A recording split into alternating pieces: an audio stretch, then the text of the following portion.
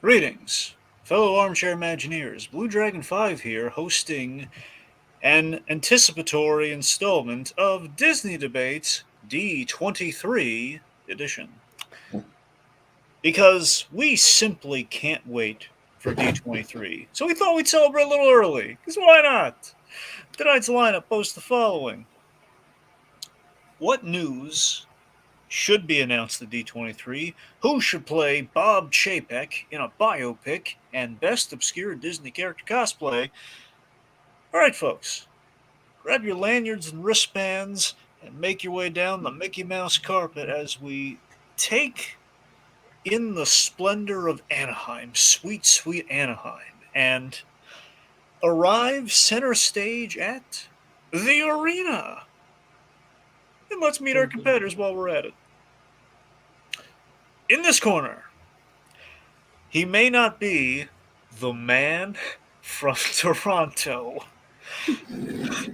but he is the undefeated champ. And he's ready to talk some Disney. Give it up for the Canadian Ken Jennings. It's Lazerdude.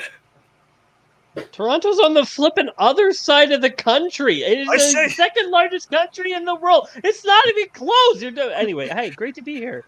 I did say he was not the man from Toronto, just to get that in there. I know, but you might as well say I'm not the man from Antarctica. Oh, God. I appreciated the reference, Dragon. Anyway. Okay. It's great to be here. Great to be here. Sure. Likely story. Okay. In the opposing corner, now specializing in superhuman law, it's the dazzling daredevil of arguments, legal and otherwise. It's the ever-ready Rohith Dar. Man, well, I'm glad my avatar pick is so appropriate for your description, Blue Dragon. Yeah. Yeah, the avatar that none of us can see. Yes. It's Daredevil, by the way. Yeah. All right, joining me on the judges panel, of course, Tiki and Jacob Weil. Oh, dude. Wow. Pride Rock. I was hoping someone will get that reference. All right. I'm not from Toronto either. Although some people do think my accent is Canadian.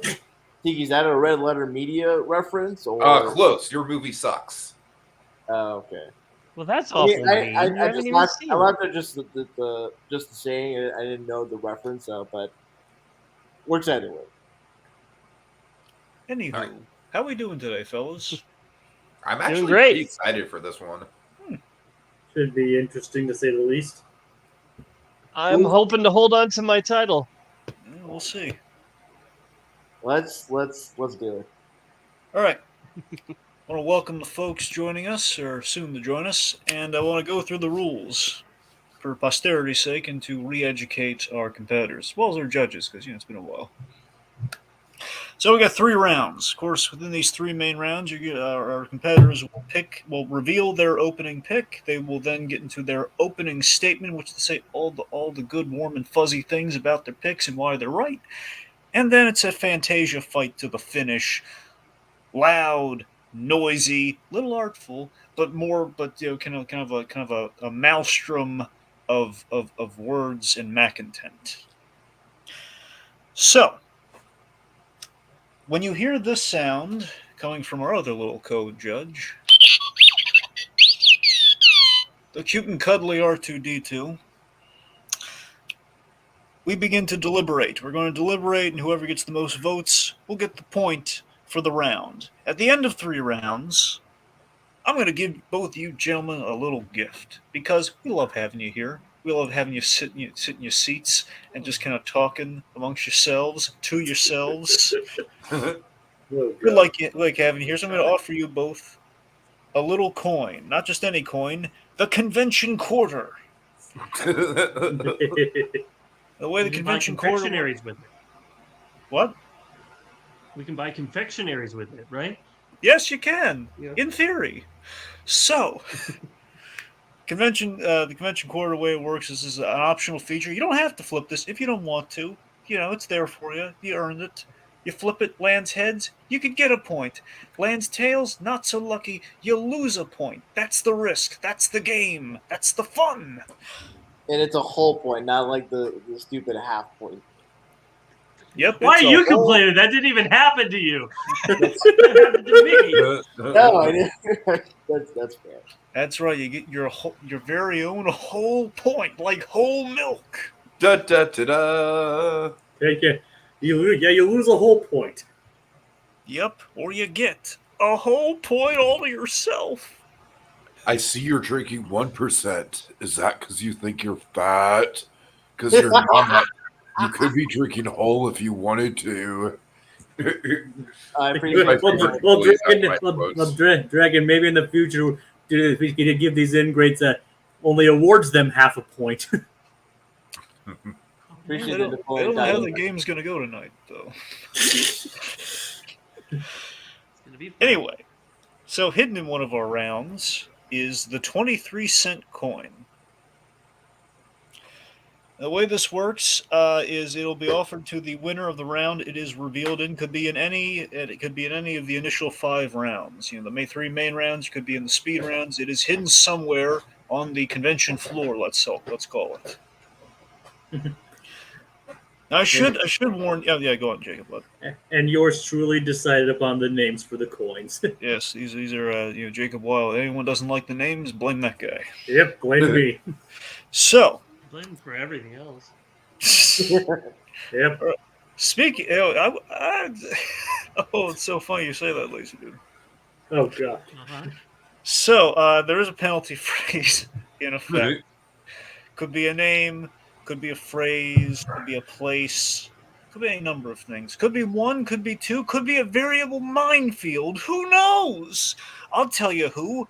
Jacob Weil. He's the only man here who knows what these or that or so many words are. He's got a varietal dictionary. He's got he's skip tracing the thing practically. It's all there. He's got it on many whiteboards behind him.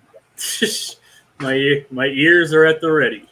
Exactly. Dragon, can you remind me of if me or one of the judges says the phrase, if that counts? For the excellent. We can say it. Go on, Jacob. That was right. Excellent question, Tiki. The judges are able to say the words without any penalty, and the judges will also not reveal that they've been said. Okay. Well, I don't know it, so I wouldn't know either way. But that's by design, by the way. Tiki, we play every single one that we've played. I feel like you've said the word more times than anybody else. That's funny. Well, I mean, considering I think you specifically when we were doing the Mrs. Nesbitt one, you straight up said Mrs. Nesbitt.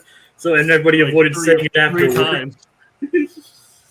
It's all good though. Anyways, I'll say this much: I've already said the word. Or am I lying?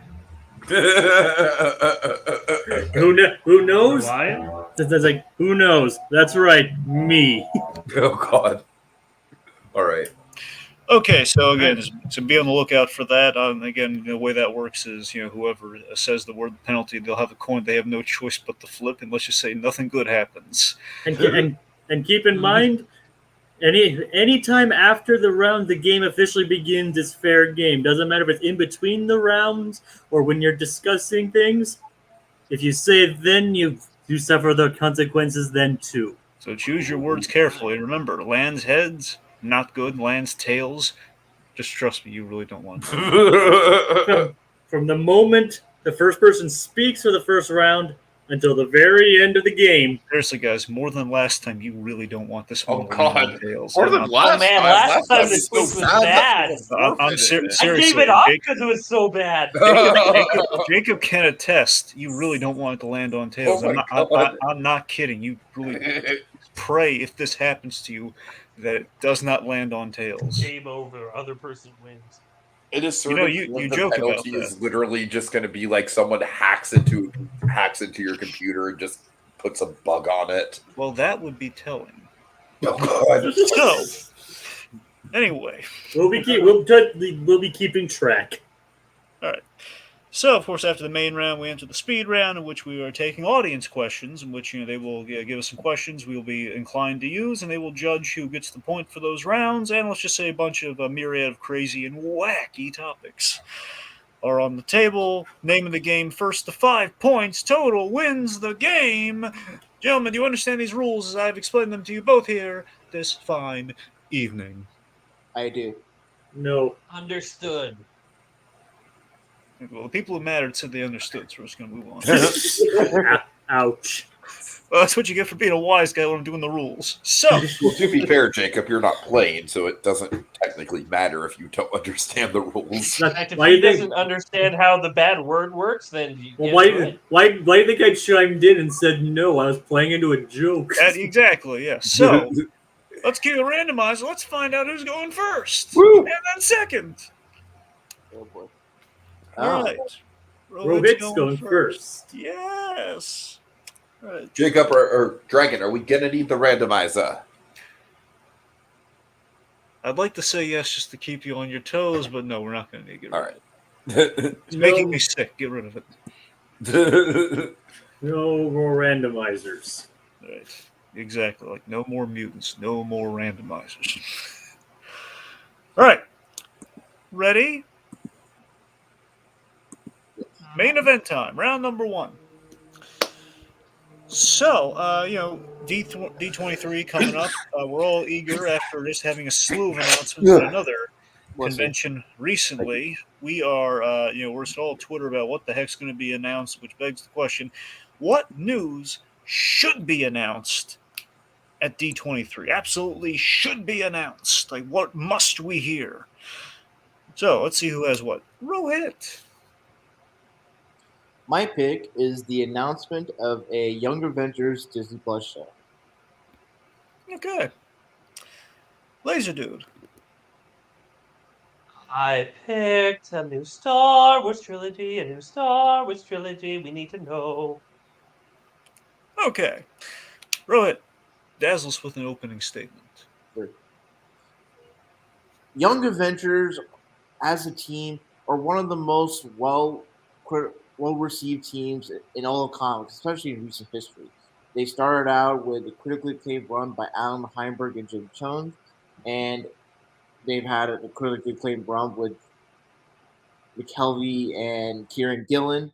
And as such, the Marvel Cinematic Universe is in need of a teen superhero team where we already have characters established, introduced with Kate Bishop in Hawkeye, with Eli Bradley, the Falcon, the Winter Soldier, with Tommy and Billy in WandaVision, with America Chavez in Multiverse of Madness, with Cassie Lang playing Stinger in Ant-Man the Wasp: Quantumania, and potentially so many other, and also Kid Loki and Loki. The ground is fertile. The stage is set for a young, fun-loving team of heroes that are inspired by the Avengers but are trailing their own path.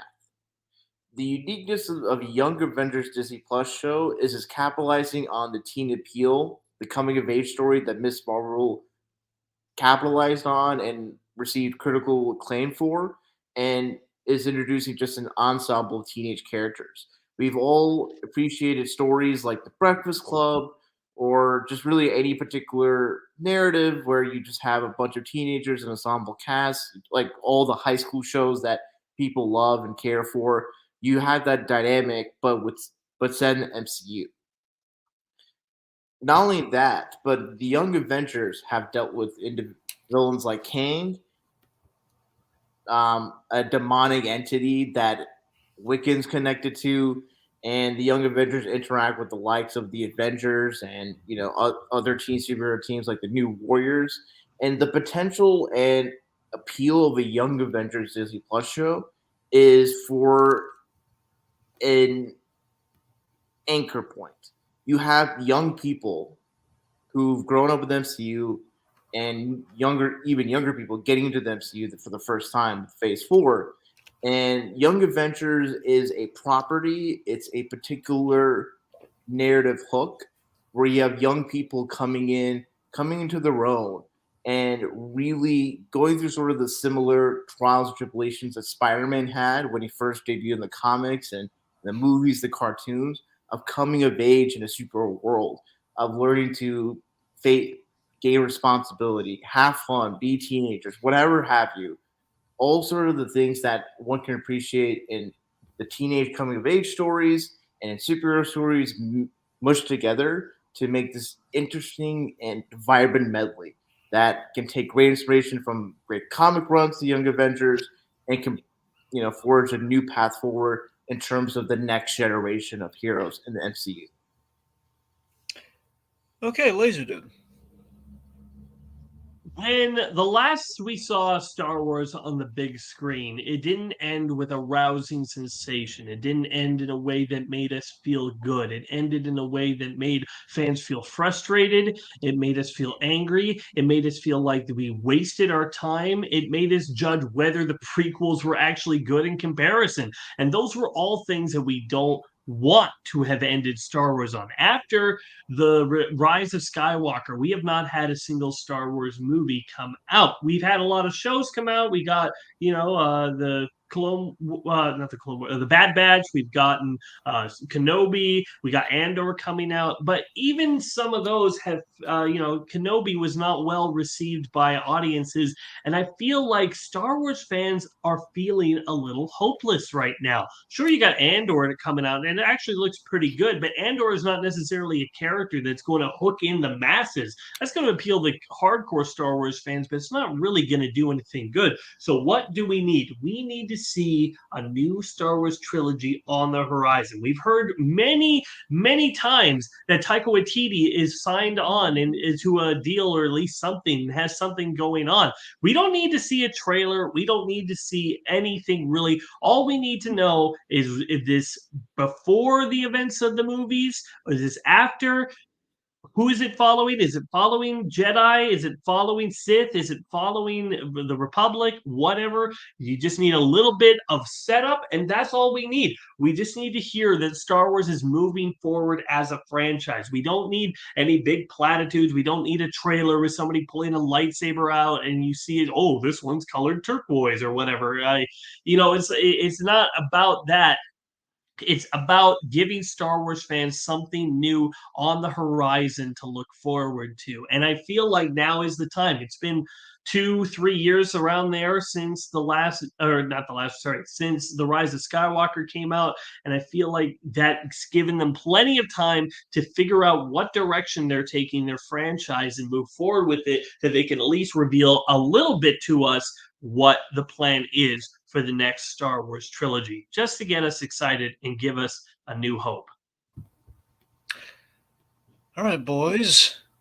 Out of all the choices, Lazerdude, your pick of a new Star Wars trilogy, in light of the fact that Star Wars as a franchise is in a freaking civil war, like the last trilogy, and I'll tell you this, I like some parts of the sequel trilogy, but you can't deny that trilogy was divisive in terms of the audience reception. Mm-hmm.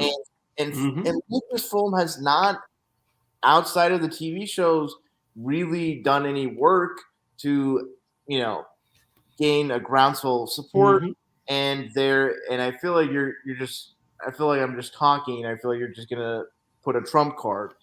But no, I agree with you that Star Wars has not had a good run. They rushed into The Force Awakens without any real idea where they were taking this whole franchise. But now Star Wars has not been in the movies for almost 3 years now. That's enough time to have at least gone down a full idea of where you got to take the trilogy next. Maybe they don't have the whole thing out, but they have an idea where it's going to take place. They've been thinking about it. If you think Disney hasn't been thinking about what the next trilogy is going to be, dreaming. Where Young Avengers, that's like not on anybody's priority list. If you looked at most Marvel fans, I mean, what are they looking forward to? I think some of them would rather have a Silver Surfer thing before Young Avengers, because most of the characters they don't know or even care about. A lot of these characters are even still too young. Like Wanda's kid, they're still kids. They're too young. Young Avengers have critically acclaimed comic book runs in the 2000s and in the 2010s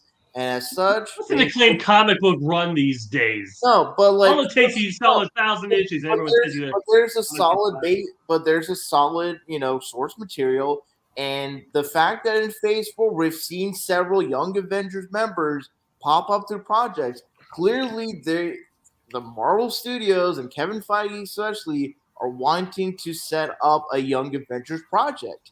And some of these characters, Probably, but I'm not saying it's something that's on anybody's high priority list. Nobody really cares. You're talking about what should be announced. A new Star Wars trilogy shouldn't be announced because the thing is that Star Wars is really, I think, is having a golden opportunity through the television, or really more specifically the streaming platform. There's going to be season 3 of The Mandalorian. There's going to be season 2 of The Book of Boba Fett. Season 2 of The Bad Batch. There's going to be Ahsoka, Andor, The Acolyte, potentially the Lando show. And guess what? Casuals will not see any of those. They might continue finishing The Mandalorian. The premiere, but that's just because of Baby Yoda. One of the highest viewership numbers for a Disney Plus show. Clearly, the fact is The Mandalorian is one of the most popular shows on the planet. Like, clearly, because of Baby Yoda. That's it. That's the only reason that The Mandalorian's getting in those numbers is because the girlfriends think Baby Yoda is cute. That's the only reason my wife watched the whole show. Where Young Avengers is just like, no one's really clamoring for it. I feel like if you put Young Avengers online, like new Star Wars trilogy announced, everyone would be clicking on it. Where you put Young Avengers, MCU projects, you have young teenage characters coming together to face off against Kang, with Iron Man being among their ranks, and especially the multiverse saga being as it is, with Kang being at the forefront. A lot of them are too young. Fertile ground. An announcement of a new Star Wars trilogy isn't going to be exciting because, considering how people reacted to the last trilogy, there might be just the whole discourse around Star Wars is so toxic and so broken and disrepair. As the whole idea that, we're going to get a Star Wars movie, I don't think is going to animate the public. You say that, but let's be honest. Every single time a trailer for a new Star Wars movie has come out, it's blown up and been the most popular watched video on the internet. Even Avengers and Marvel, they're starting to die down. They're not getting the droves into the movie theaters that they used to. They're not breaking off the box office records that they used to. None of the movies have bombed the box office. They've done really well. What? I said, no, they haven't bombed, but they haven't been breaking the records like the previous ones do. After Endgame, none of them have Endgame was besides maybe Shang-Chi. Yes, Secret Wars. Secret Wars was going to top even Endgame in terms of box office. I doubt that. That's the whole point. This is the beginning of the saga. You need to. This is the beginning of Marvel overload. Fans are dropping off like flies because there's too much stuff. I am a huge Marvel fan, and I can't keep up with all the stuff they got going on these days. And a Young Avengers is just another thing to add onto the pile. That wait, do I really need to watch this to understand everything? The same criticism goes for Star Wars. People made this point with the sequel trilogy. It's now we get a Star Wars movie every year. The movies stand on their own. The movies do stand on their own, though. That's the difference. It's where these are all part of a continuous story that they're telling. So you need to watch all of them, or else you're going to feel left out. You watch all of them. The thing is, if you really were to just take a few steps back, the Marvel Cinematic Universe, each movie, I think for the most part, is designed in a way just as if you were reading any particular random comic in Marvel Comics, DC Comics, what have you, you can understand the story well enough, and then if you've watched WandaVision, you started at WandaVision, you'd understand everything. I think that's a stretch. No, by that, and if you didn't see WandaVision. And you watch flipping Doctor Strange and the Multiverse of Madness. Who are these kids? Who are these kids that she's obsessed about? Is that I don't they're.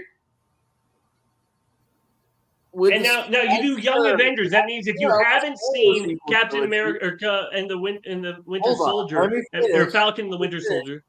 If Let you me haven't seen that, you don't know about Patriot. If you didn't see Ms. Marvel, you don't know about her. If you didn't see WandaVision, you don't know about those kids. Ant-Man's daughter is the only one that has been in the movies and established. Here's the thing: there are some people that didn't watch any of the films leading up to Avengers, and then watched Avengers, the first MCU movie, and loved it. I think the MCU, Marvel Studios, and Kevin Feige are at a level in which they can create entertaining and well done projects. And with the Young Avengers, the excitement level is of seeing the next generation of heroes, people that are all of the age level of Peter and the Home trilogy and Kamala Khan now, people growing up in the MCU, trying to make on their own, live up to the legacy, and make their own mark. That's exciting story potential. Just the idea is like, the question is, what news should be announced at D23? Now, here's the thing: if Done. no You're news, done. Done. Sorry. Stop. Sorry. All right. Sorry. The beeper is quiet. No, I'm aware. I just want to make sure you can cut the break, which you did. All right. Jacob, what's your ruling, sir? Due to the sheer heat and passion that I felt coming from him, I'm gonna go with Lazerdude. Oh, Jacob. Well, this is Lazerdude. Tiki, what say you? I'm also going to go with Lazerdude, but it's not as I think it was very, very back and forth. Though I thought this was another really well fought match between the two of you. Ultimately, Rohit, I think a piece of advice I have on your end is I think Lazerdude probably had the better opening statement, even though I feel like you had a lot of really solid arguments. So your opening statement wasn't bad. Just maybe try and condense it just a little bit in the future, just so it has more of a punch to it. But yeah, the only reason honestly, I do think that Rohit's makes a little bit more sense logically as far as like from a business perspective. I just think, as Jacob said, I just think Lazerdude argued it just a little bit better. But yeah, really well fought debate on both sides, guys. That was a tough one to call. Well, not that it matters at this point for me, but I concur with Tiki's point that Rohit does need to step up the opening statements, or else he's going to be in jeopardy this game. I was with Rohit for a lot of this argument until I think Lazerdude hit him with the WandaVision point, which that was a killer blow. I agree, Dragon. That was the turning point for me. Yeah. So based on the that, whole thing that like if you like you can't even go into WandaVision blind, and then from there you can't go into Multiverse of Madness without watching WandaVision, and that's just like an inception of canon right there. Because that's the thing. I mean, I concur with Rohit, and especially back during the days when they announced what Disney Plus was set out to do, in which is not designed to you could basically a supplemental thing. But then we had Doctor Strange, which kind of like they took a stance on that, which I think, just for the sake of our argument, I think kind of destroyed Rohit's point. So yeah, sorry, Rohit. So because of that, it's kind of a clean sweep on round one for Lazerdude. So we're playing strong this game, my friends. We're playing strong, and Lazerdude's got one on the board, like a full one on the board. All right. All right, so let me check for that blasted coin. Let me check this very decorative display of Ham the Piggy Bank. Let me see. Let me check all the. Let me see if I can find a coin in here. And let's see. I'm hearing some rattling. I'm seeing coins, but not the coin we're looking for. Unfortunately, nope. Just a bunch of themed D23 coins, but not the one we're looking for. Hey, with a dragon. Yes. Do you want to know whether or not one of the words was mentioned? I'd love to know. Yes. Rohit said it. Oh, he did. No. Oh no! Ooh. Oh God! What was the word? Feige. How was Feige not going to get mentioned? I feel like I feel like I call him Mulligan on that. I kind of call bull on that too a little bit. I didn't say it, but then again, I wasn't talking about Marvel. Okay, what's the punishment? Well, let's flip it and find out. Oh my god. Oh no. I didn't even win the first round. Okay. Well, I do have good news for you. Actually, it's not that bad. You kind of found a loophole. Wait, what's the loophole? Well, okay. So here's what Tails was going to be. You lose. Well, actually, you know what? I'm sorry. I was realizing this now. You know, you're still in danger. You're still in danger. Okay. So Oh my god, Dragon. All right. So what's going to happen is any main round points you earn, you are going to lose at the end of the main round. Wait, what? Yeah. Will you elaborate? Yeah, the I idea mean, is like, oh boy. it's basically again Tails being the really bad one. You know, the idea is you were going to like your main round points that you collect will be subtracted from your total once we enter the speed round. Oh god. So that's wait, still in so play. that- So if Yeah, you wanna make Rohit is sure- playing to stop me from getting points. Yeah, you're fine. No. I'm saying because you're saying that he's not going to be able to earn points for these 3 questions, right? Yeah, pretty much. Yeah. Wait, so even if I win So- the second round, I don't get a point? You're just stopping me from getting a point. Exactly. Yeah, that's pretty much So what I don't you're earn doing. points just for the 3 main rounds, but I do get to earn points for the speed round questions, correct? Yes. Yeah. I mean, Yeah. I mean, it's not like if you say the word, the game's automatically over. Yeah. Okay. The Basically, dragon don't, fighting to stop them from and- getting points. so dragon don't get any ideas involving that one. Alright. Okay. All right. There we go. I guess my words aren't needed anymore. Nope.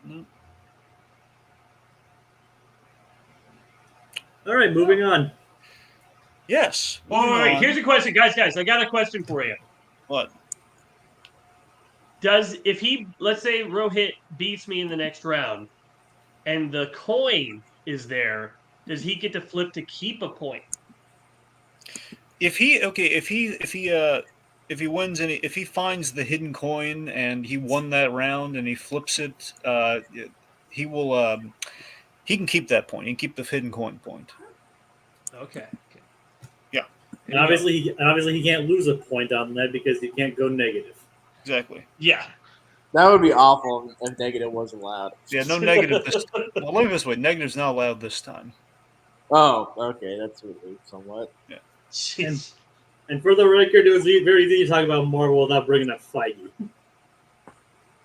Yeah, I call him Mulligan. I'll call malarkey on that. But anyway, let's go to the second round. I'm saying it's easy to discuss it without bringing him up. So I'm just not going to mention the creator of Star Wars just in case. Well, now you're all good. At least I said that. well, I mean, Dragon, it's honestly up to you. All right. We're not gonna you keep the words in place because otherwise these guys are gonna be playing scared the whole time. So we're all good. All right, and obviously at the end of the game, Good. at the end of the whole game, I'll reveal what the words were. Yeah, we'll reveal all the words were.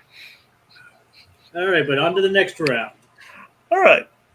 Round numero dos. So, things, I got to admit, amidst, the HBO Max side of things lately, things have kind of died down for Bob Chapek. I think he's looking a lot better by comparison, but still, the new CEO of the company deserves some talking about, deserves kind of a life story at some point. So, who should play Bob Chapek in a biopic? Rohit. Okay. All right. Well, my pick is America's Dad, Tom Hanks. He can make you cry when he's screaming for Wilson and Castaway. He can No, make you- we don't need the opening statements. Oh. Just tell me who. Oh, Tom Hanks. Thank you. Lazerdude. I'm choosing Dean Norris, the actor who played Hank Schrader in Breaking Bad. Okay. Rohit, continue, or at least let's start over your opening statement. Go on. All right. Who best to play the CEO of Disney, the man who runs the company that fills all the childhoods of America in the world, than America's Dad, Tom Hanks? He can make you cry with how he was screaming for Wilson and Castaway. He can make you feel a sense of pride in leading his men and saving Private Ryan. He can make you laugh when he's berating his players in League of Their Own. He can make you do all of that when he's voicing a toy in Toy Story. Tom Hanks is an incredibly versatile actor. He embodies the warmth of a figure like Mr. Rogers. He's played even Walt Disney himself in Saving Mr. Banks.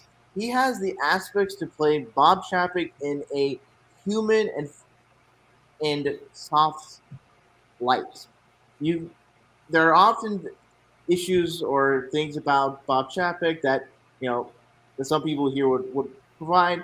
I think a biopic needs to present Bob Chapek as a human being that has different sides that come out depending upon who he's with. He's a businessman, but he also is an appreciator of the Disney culture. And Tom Hanks has the level to where he can play the warmth and generosity that you just get from Tom Hanks as individual in interviews, and you can get a bit of a more of a sinister business side of it, as he's done in his role in Elvis. Tom Hanks has the versatility, has the charisma, has the star power to lead a biopic, and he can be bald, he can grow a beard, as Bob Chapek has shown in some interviews with CNBC lately, and thus what you have is a actor who can personify different aspects of the human experience, can experience the joy of running a company that provides so much joy to children and just people all around the world, to theme parks, movies, TVs, and all that. Tom Hanks is the feelings that you get from him as an actor and just his work are on the level of the feelings you have from Disney in terms of their culture and company. And such, Tom Hanks will be the perfect pick to play Bob Chapek. All right, Lazerdude. Well, I'll be totally honest. When I got this question, I didn't really know who Bob Chapek was, so I decided to do a little bit of research on the guy. I'm like, what is the feel for this Bob Chapek? What is the story behind him? And boy, did every single thing point to his rivalry with Bob Iger. And so that tells me if we're doing a biopic about this guy, that means this is going to be the focal point of the story. Iger versus Chapek. You would call it Bob versus Bob. I'm sure if it was made on Disney, that would be the name of the movie. And so I thought, what actor could I get to play someone who's antagonistic, who kind of looks like the guy, kind of even sounds like the guy, and would play that type of role where he could feel a little bit overshadowed by this great Bob Iger who apparently did everything right. And Dean Norris was actually my wife's suggestion. I showed her a picture of Bob Chapek. It's like, well, who did you get to play this guy? And she said, oh, Dean Norris from Breaking Bad. And I'm like, oh my gosh, that is perfect. I am stealing that. I am using that because he looks like the guy. He can act with that sort of wounded type ego of character, someone who's trying to hide that, no, I don't feel any hostility toward Bob Iger, and then like wants to stab him in the back, every chance he gets. So he's trying to keep that veneer underneath it. And that is the story that I think you would be telling with a Bob Chapek story. And so that's why I think Dean Norris being the guy who can smile on the outside, but you feel that anger underneath, that is the story you're going to tell. But he can also pull the charm when he needs to. If there's scenes in the movie where he needs to show his lighter side and stuff, he can pull that off too. He was very likable in the show Breaking Bad when he needed to be. Sure, he was dislikable at some parts, but I think that's what you're going to need for a guy like Bob Chapek, who is a controversial leader of Disney, and I feel like that is the story you're going to need to tell. Here's my issue. Here's my thing, though. Tom Hanks can also do the things that Dean Norris does, like even better. With the whole having that smile and hidden anger in there, like Tom Hanks has done that in several like dramas and just regular comedies, and he's also done that through animation with Toy Story with Woody's performance. Tom Hanks is just a iconoclastic actor that has a lot more versatility in terms of performances. Dean Norris, I don't consider him a bad actor, but if we're just harping on Breaking Bad, Dean Norris's character Hank Schrader is, while a human being and complex and multifaceted, was at the end of the day a sort of rough and tumble man's man cop.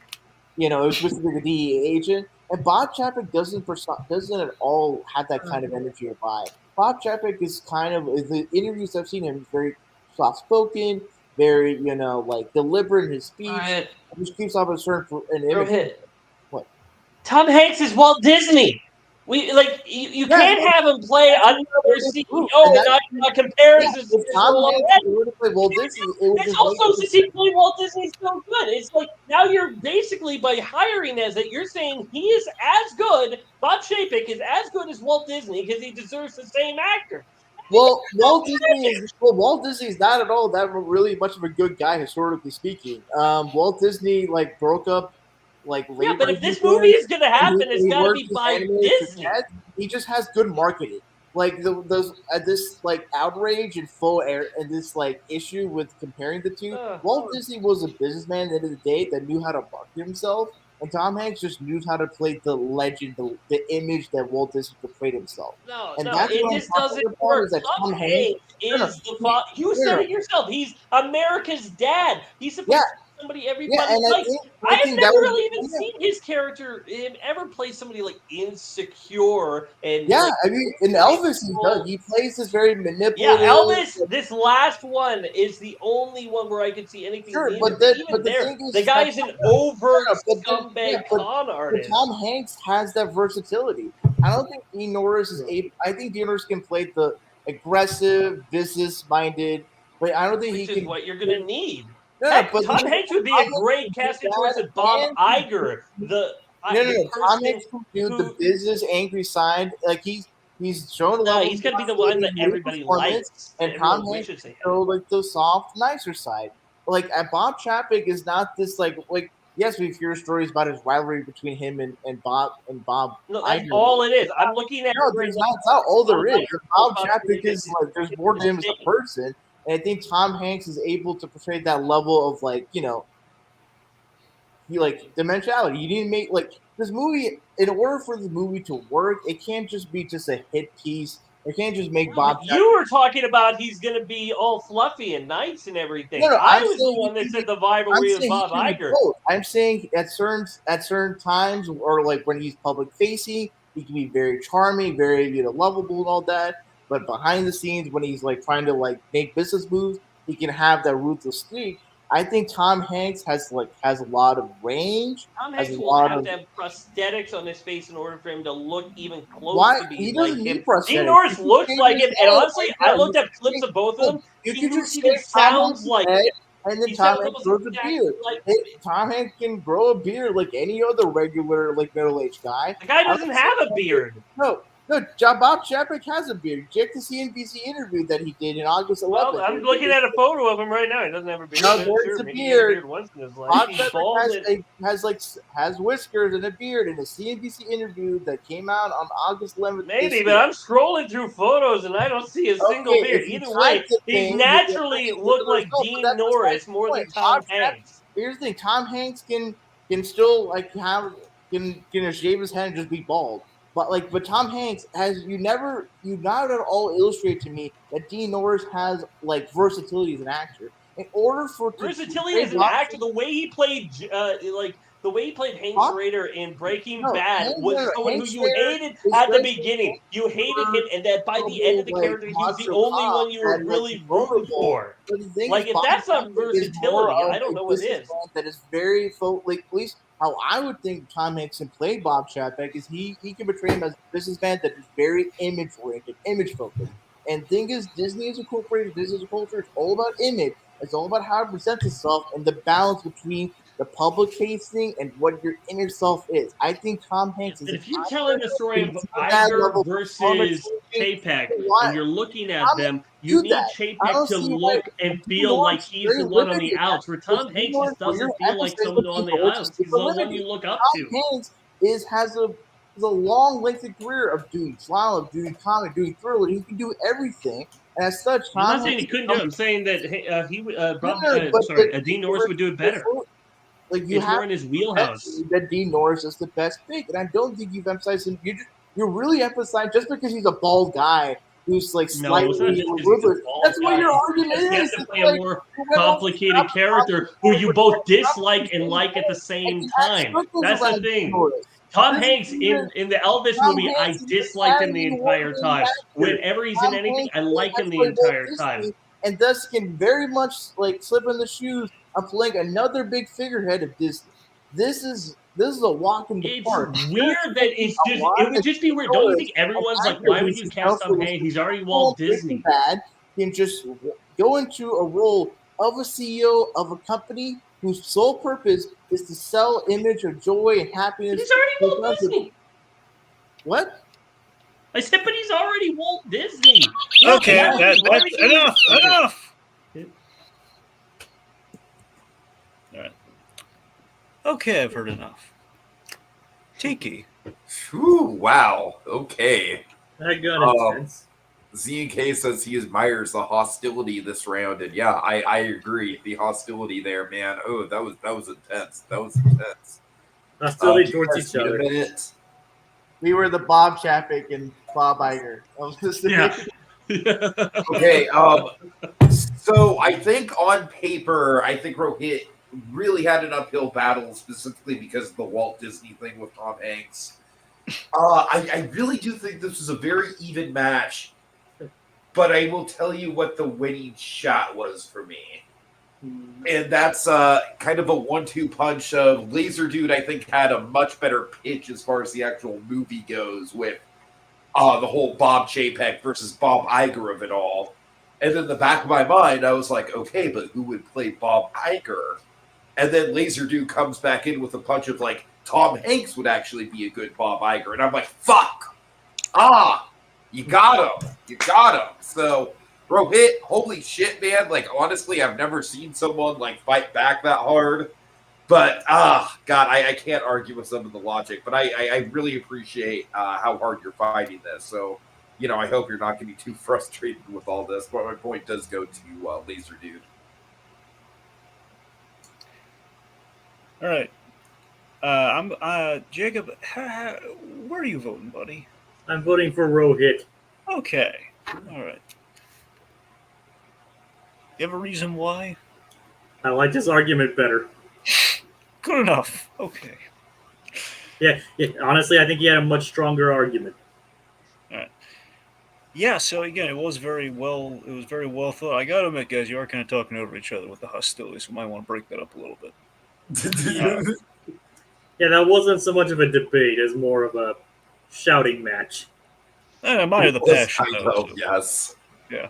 However, here's the thing. I mean, Tiki, I think summed it up best though in terms of the whole in the Bob versus Bob thing. With like, yeah, Tom Hanks. You look at these pictures. I mean, you know, yeah, we got Iger, we got Chapeck. Yeah, exactly. Yeah. Now, I want to be entirely fair here, because. I want to be fair because the beard thing was hysterical, though. But I mean, to be fair, and Rohith, I think maybe you dug your heels and maybe a little. I think the beard thing really. That was. I think maybe that specific interview you're pointing to is the one time Chapeck has ever. Exactly, it's like a very recent thing. You said it yourself. Yeah. I actually see the photo of him with the beard now. It's like one. It's like one interview, though. I don't think one interview a Hanks makes. As I put in the comments, #BeardGate. But the almost curb your Gotta give enthusiasm. Chapeck the beard, man. However, the almost curb your enthusiasm levels of beard debacle was hysterical. It was fun. It was fun. Yeah. All right, but, he could grow a beard. I can grow a beard anytime I want to. Yeah, I could. I have a beard right now. All right, anyway, so I'm going to cast the vote for Lazerdude, which puts 2 on the board for Lazerdude. All right, but yeah, really well fought round though. Who knows the penalty? Who knows the penalty for Rohith might not even affect him. Yeah, you would have kept me from getting a point. Yep. Yeah, that's true. So. All right, so I'm gonna check the old vending machines here and looking for that coin. And what am I finding? I'm finding snacks galore that someone left there, but I'm not finding a coin. So no dice, not yet. Okay. All right. All right, so that brings us to round number 3. And no more words have been uttered either. Well, no, because the words are gone. I know, but I'm just saying none of them have still been said since then. You're still keeping track? Yes, but I'm not. We should probably go through a couple comments before we get to. Yeah, sure. Please do. Yeah. Okay. Let's see. Hold on. Sorry. Okay. ZK says clearly the answer to this is Jeffrey Katzenberg. Are we sure Cheapskate isn't just Katzenberg as Scooby-Doo can pull up on your revenge sabotage plan? But Dragon, you know what the really deep con is? That's Bob Chapek is actually Jeffrey Katzenberg, who is actually Michael Eisner. Well, no, I was going to say Stanley Tucci. Oh. Well, no, what I was thinking... casting choice for Jeffrey Katzenberg. Well, sure. What I was getting at, though, is like, can you imagine if Jeffrey Katzenberg's big comeback ever since Quibi blew up in his face is I'm going to get back into the Disney company, but I'm going to put on makeup, and I'm going to be Bob Chapek. Gonna grow a beard. Well, with it's like the unmasking, and then they get to Michael Eisner, and he's just like, "Hello." No, but seriously, can you imagine how awesome a revenge plan that would be? Like they ousted me, but I came back. Okay, we got Theme Park Priest in the comments join us. Happy to see you. Okay, let's see. Sorry. Z in cases I hope. Like a box of chocolates at Disney Springs. God. ZK says, while we're on topic, I feel bad for the people who are going to attend the Disney Legends Awards and are going to have to put up with Chapeck presenting honoring the new age. I am so curious about Chapeck and how he handles this D23. This is the first D23 without Papa Iger, so I am so curious about it. I'm sorry, go ahead. I haven't seen Taste This Bad since Alex versus Twitter. Okay, ZK says, I hope the audience members do one massive collective boo. Well, that is a question. If Chapeck is going to get booed at D23. Nah, that won't happen. No, yeah, like I said, I haven't seen Takes This Bad since I checked out Alex versus Twitter. Right. Okay, Theme Park Priest also, those are rather obscure Disney characters. I could go more obscure than these guys, but it's fine. I'm not debating. But so, these are main villains in Disney movies. So I'm sorry, go ahead. May I? Yes, sorry. Like obscure Disney movies, but still, they're main villains. Go ahead. All right. So apparently people cosplay at D23 now. Apparently it has been going on for a long while. Had no idea about it. So kind of eager about this. Like, you know what? Let's do it. Let's ask the question. What is the best obscure Disney character to cosplay as at, you guessed it, D23? So, Rohit, what was your answer? My pick for the best obscure Disney character to cosplay as is the Horned King from the Black Cauldron. Okay, Lazerdude. I picked Ratigan from The Grave Mask Detective, voiced by Vincent Price. But of course, you'd be a cosplay, so you wouldn't be voicing him. But anyway, Ratigan. All right, very, very interesting. Okay, Rohit, Dazzle's opening statement. The Horned King just looks like the most like the stuff of nightmares. The red eyes, the black irises, the horns, the flowing red cape, the way he just moves about like a wraith, a ghost. The thing for most Disney characters is that they're very bright, they're very colorful, they're just safe. The Horned King, I think, would be the best obscure Disney character to cosplay as, is because the Black Cauldron is not really discussed about, and at least nowadays among even hardcore Disney fans. But the Horned King stands out just in terms of visual design. He has a sense of horror, a sense of dread, just when you look at him. And I think for any fun Disney fan, if they were to cosplay them in D23 or any Disney convention, you can get a lot of attention and a lot of fun and a lot of scares and good fun, because just the design is just so evocative, so different from the usual Disney animated character roster, and as such, that really helps you stand out. It really can prompt people to take photos. It can really prompt people that maybe aren't into the whole Disney animation to go to see that costume, because honestly, I feel that this is a costume that can be appealable to people that are not into Disney or animation. It's just a cool looking, like, horror monster fantasy villain that you would see in things like Legend. And as such, I believe that in terms of the aesthetics, in terms of the overall evocative feeling, makes this character, the Horn King, the best obscure Disney character to play cosplay as? Okay, Laser Dude. Well, when it comes to obscure Disney villains, I think one of the villains that everyone might not think of right away when it comes to Disney villains, but always has a fond place in their hearts is Ratigan. He's voiced by Vincent Price. He's a larger than life character. He's dressed up in like a Dracula costume. He has stylish assistants, but it also would be fun to actually have a tail there as well. You could bulk up a little bit. You could walk around. Like, I don't know how you're going to do the mouse face. Maybe you just paint your face. Maybe you put on a mask. Either way, you're going to do it. It's going to look great because you're going to stand out. You're going to be bulky. You're going to be something that everyone sees, and as soon as they see you, they're going to know, oh, it's Ratigan. They might go on the name a little bit, be like, oh, it's but they'll get it eventually. It'd be fun to walk around in this sort of getup. It'd also be easy to get most of the stuff too. You know, you just would need almost a Dracula costume, that little a handkerchief or whatever vest thing he has in the middle, and then the rest you just have to figure out is the tail and the gloves and the face. But besides that, it's really great. And also, there's 2 variations on this that you could do. If you were going, like, let's say 2 days in a row, you could go as regular, well-suited up Ratigan one day, come back the next day. It's crazed Ratigan when he's in his, like, full-on rat form, when he's looking deranged in the clock tower, and now everyone's can see you. Maybe they get your picture with you twice in both versions of you. It'd be super fun, super incredible to look at, and it'd just be, especially if you could do it Vincent Price impression, that is a video that's going to be viral on the internet within a few hours. All right, let's find out. Those things that you cited, it's really more, you're really citing more towards the performance of Ratigan and not the value of being Ratigan as a cosplay individual. There's less barriers of entry in being the Horn King, and the Horn King is visually distinct from a lot of Disney characters and even a lot of Disney villains.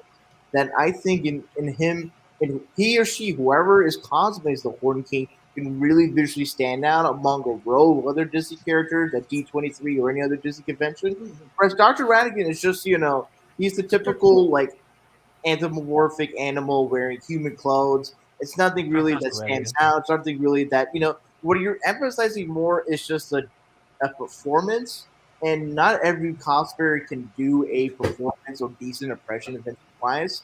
So I feel like whereas with with the Horn King, like, he has sort of a voice that, it'd be a little bit hard to master, but just the overall setting, the vibe, the eyes and the horns and the red cloak can really, make you feel this, like, horrific, fantasy monster that's just chasing around, little kids or whoever on the D23 floor. Yeah. But let's be honest here. The problem with the Horn King is that his design is actually not too distinct. He's a corpse with a cloak. And I think that makes him, like, if you were doing, dressed up as a Horn King at a convention, you walk around and it was like, oh, look, it's a corpse from Skyrim. No. Oh, from Dragon Age. No. From, any fantasy thing. What are you, Death Eater? No. It's like people are automatically going to think you as other things. The Horn King the same could go for Ratigan. Like, if the thing is, you said you have an issue, you don't know how to do the rat face thing, but, like, if people didn't see the rat face and just saw the figure, they would just think you're just like a large guy with, like, a cape, like a theater geek dork. Whereas the Horn King, he's a badass, like, fantasy wraith villain that you can spot like a mile away and would stand out among your goofies. And wouldn't know what he's from. What? And you wouldn't know what he was from. Well, like, you wouldn't know where Ratigan is from. Sure, you see the rat tail on the floor behind you, you're gonna automatically put it in the right area. Even if you don't have a fully make-up face and just have, like, little whiskers on your side, somebody's gonna figure it out pretty easily. I think most likely people would think it's like, oh, this is just a random character that like drinks a potion and turns into a rat, and it's like midway through the transformation. The Horn King is the Horn King. He lives up to his name. He's got, like, the whole visage, the whole, drip, for lack of a better word, just is fun. And I think not only just Disney fans, but just regular, fantasy fans, horror fans would just come up. They were at this D23. I think in being that particular character, you have a lot more people interested in, say, taking photos with you and interacting, engaging with you. Whereas with Ratigan, he's just sort of like, you're just writing as a ham. you're not really emphasizing like what's the value in cosplaying as an individual. There's a lot of like, oh, you gotta like if you can do a good Vincent Price impression, not everyone can do No, it. it's more than that. Like you would have to have the costume be a little bit more bulkier, so you would Yeah, be and I able feel to and that's stand out incredibly of that rat uncomfortable. Like, muscle. imagine, Where the well, Horn King, he's just like is a cloak with some horns on it and no, a skull face. Why but are you going that's as the I Horn feel like King to like I feel a like the Disney average event where person kids are would going to feel be less at? comfortable wearing a Corn King outfit, whereas with Radigan, if you're putting up like a lot of stuff in your outfit to make yourself a little bit bigger, I feel like you're gonna like walk around like D23 or wherever, just real uncomfortable. Corn King is kind of you have the skull Your horns are mask. going to fall off.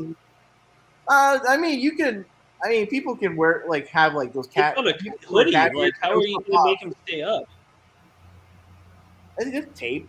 I think like if people could have like Hey, other their types gravity's still going to have him sagging on your head.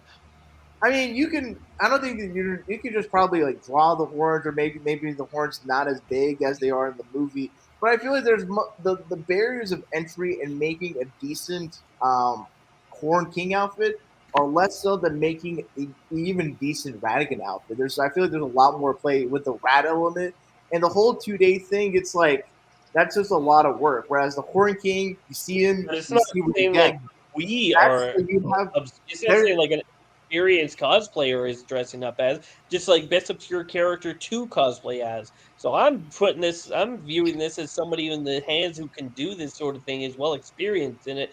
And you would have the prop of like his cigarette to do his top hat. You could have a whole lot of fun with the outfit. The outfit's good, but then also underneath it, especially if you go in the torn version of it later, where you are just like having fur and your tail and you're like his eyes were like red in the movie too. So I Yeah, don't know. I but don't like the whole skull face with the teeth and the robe. There's such an evocative, like old fantasy horror vibe that you don't really It's the get. skull that's in every single fantasy that's ever been made. I Sure, mean, but every that single thing that's had a stand walking out in corpse, the everyone's like gonna all not the think of other Disney the Horn King all the other Disney first. cosplayers are playing princesses, they're playing princes, they're playing the more anthropomorphic characters. It's like Radical will just fit in the crowd, whereas the Horn King will stand out of the Fit crowd. in a crowd. Yeah, in the Disney crowd. If we're saying the best obscure Disney character cosplay as, the assumption is that this is someone that is going to cosplay as so and so character at D23. And You're this right. is the thing Everyone about will think you're at the wrong the convention. Horn King is going to really stand out visually and get a lot of attention, get a lot of people like, oh, that's really scary. And I think, and as you point out, with someone who can be really good at cosplay, I think they could. I think someone can be really good at cosplaying and accounting for like the well designed horns, like actual red eyes with the black irises, like the skull design of the face, the giant nose, all that stuff. I think an equally good cosplayer can have a much more better designed, Horn King outfit that can really be shot well, can people take photos of it, whether cosplayers taking photos But why would themselves. they want to take photos of it? It's just a skull face. Like No, there's a with the million red different coat Walking and Dead horn, things that like, everyone do. and if a good cosplayer, considering how the character moves and his voice, like you can have sort of this whole like I'm rate just saying, you get somebody walking up and the Corn whereas King like is here and Radigan is Radigan just is like a there. heavy They're gonna want to spirit get interesting with geek Radigan horror. Like first. he's just a hammy guy. Like a lot of Disney characters are pretty hammy or just like cheesy. Like the Horn King is just like a very scary, ominous, and chilling villain that I think can Yeah, no really. kid's gonna want to get their photo of that. I They're gonna be scared. Why would you I be mean, I don't something think super it's scary? because people will just go up to a random guy with like a rat tail at the end and just draw Dracula cape. That's Because I he's at feel like least cheesy. He's yeah. at least a little cheesy, so kids will enjoy No, it. I think certain kids, especially for kids of this age that are into like hardcore video games or into D&D or just fantasy or what have you. I Sure, think but there's a those kids haven't seen Black Cauldron. But most people haven't seen the Gray Mouse Detective either, so we're kind of both at a wash at this point. I think we're arguing about who's the best obscure character to cosplay as, and I'm describing about the aesthetics. I'm describing about the uniqueness of the Horn King character in terms of visual display. as compared to other Disney characters, especially Disney villains. And Ratigan, you're just you're harping on the things that are common in other Disney characters, anthropomorphic animals, anime performances, very theatrical costuming. The Horn King has a particular design that makes it stand out, that deviates so much from the Disney mold that you just can't help but not look and just stare at it. Just all the details, the just overall vibe and visage. And I mean, thus, when I look at Ratigan, I can see so much stuff that stand out about him. You got the cape, you got the tail, you got his cigarette, you got, I mean, his face or whatever. With the Horn King, it's just like skull face and horns. Like I can't, like I'm looking Okay, at this that's it. photo right Fair now. enough. We're there's done. a whole side. Okay. All right. I'm going to cast the first vote, and I vote Rohit Dar. Jacob. Rohit. Okay, Rohit. Tiki. Same. All right, across the board, Rohit. Point for Rohit that does not count because he's lost that point. All right. God damn Wait, it. does not count. God damn it. All right. All right, but Survivor reference, Lazerdude. I see what you did there. Anyway, so, but congratulations, though, and you stopped Lazerdude from getting the point, so, Yeah, it's small 2-0. victories. Yeah. It's a victory in its own right. Okay. Okay, so we have reached the end of 3 rounds. So well, first off, hold on a second. Let me check for that hidden coin real quick. I really hope it's here because I want Rohit to be able to flip it without any sort of like penalty. Now let's see. Oh my lordy, what do we have here? It's the Scrooge Mcduck vault as like a little pop-up display. Look at it. Look at all these coins. My lord. Oh boy, give me a second, guys. I'm gonna have to sift through here because I'm seeing a whole bunch of coins. I'm seeing dimes. I'm seeing a lot. That is lucky. But do I see the 23-cent coin? I see a 22-cent coin, but that's not it. Oh my goodness. I found it. All right. Let's flip. Okay, so Rohit, essentially, you get 2 free flips. So Well, this I one, assume yeah. you want to actually flip it the first time, right? Excuse me? Okay, Rohit, you won. You found the hidden coin, so it's another coin you can flip. Do you want to flip it? Because right now you stand to lose Yes, nothing. Flip it. Okay. And then I assume if he gets the point on this, then that point can be taken away if he gets failed on the next flip, right? Yes. Okay. Oh, God. Okay. Womp. All right, so so you it's want to flip again? Well, Yeah, again, you're I in the same position. Yeah, So. flip it. Come on. Okay. Yeah! Yay! Oh, yeah! On the Victory. board. Rohit's got one of the board. Lazerdude, do you want to flip? Thank God. No. No. No. Are you I'm not- sure? I'm not- yes, I'm sure. I'm not gonna. I have the lead. I have no reason to do it. Well, again, if you want to be cocky. Dragon, are we getting Yeah, any but more I'm points? already cocky enough. I already have a big enough ego. Tiki, you were saying? Are we going to need the coin anymore? Well, there were a few curveballs I was going to throw at him later. Okay. No, we don't need the coin. Nope. Okay. All right. We're done. Just want to see him sweat for a bit, that's all. Okay. Just got the wheel, the stopwatch, and the Facebook page. Pretty I much. guess we can get rid of the Disney obscure character banner, right? Yes, we can. I am in the process of that, yes. Sorry. Just trying to help. No, it's good. We need to keep him on his toes. All right, Dragon, let's go into the... Oh, sorry. Wheel. Speed round! It's got a little many E's there, but okay. Speed round. Speed round!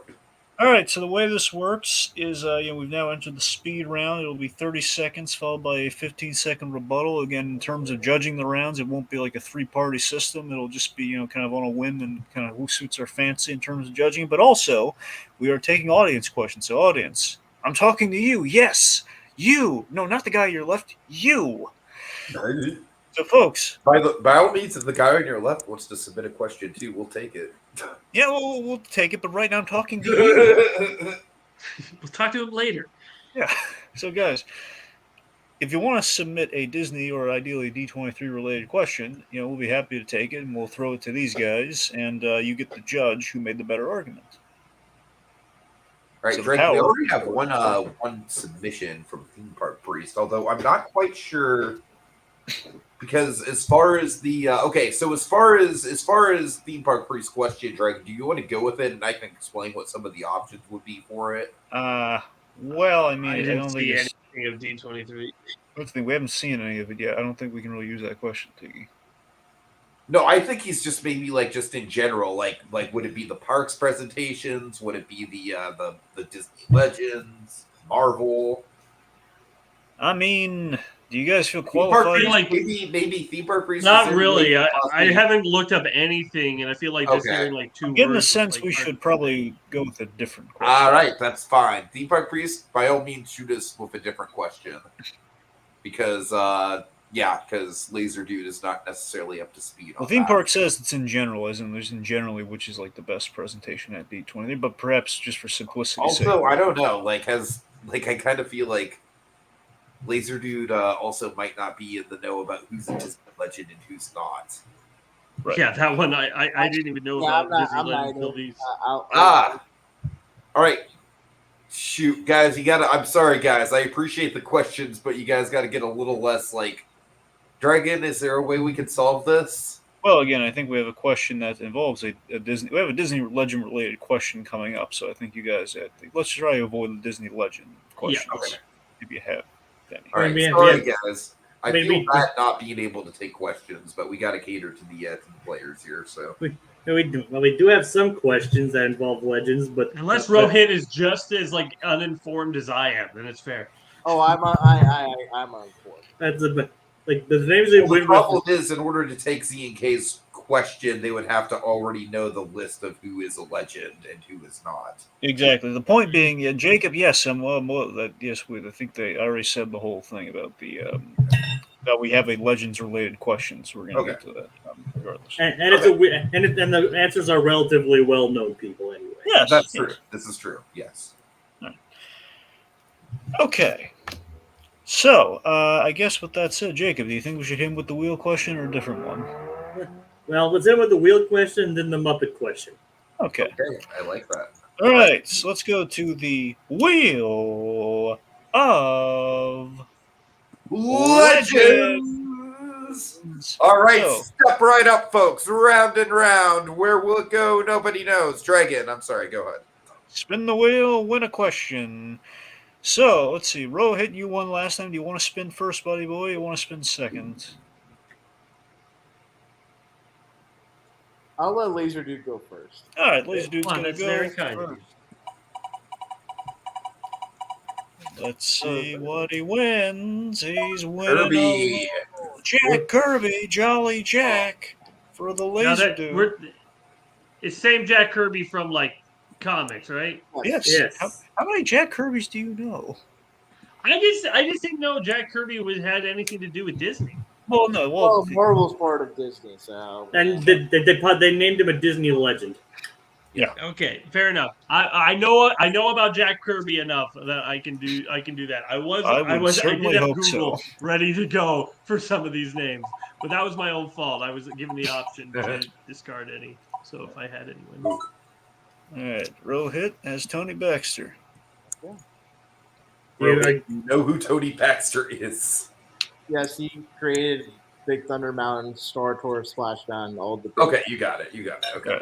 All right, we tried to we poured through the list for 30 minutes trying to find recognizable names. That's fair. All right. So I'm happy with who I'm saddled. All right, so here is the question you'll be answering. Which Disney legend do you spend the day with? Okay.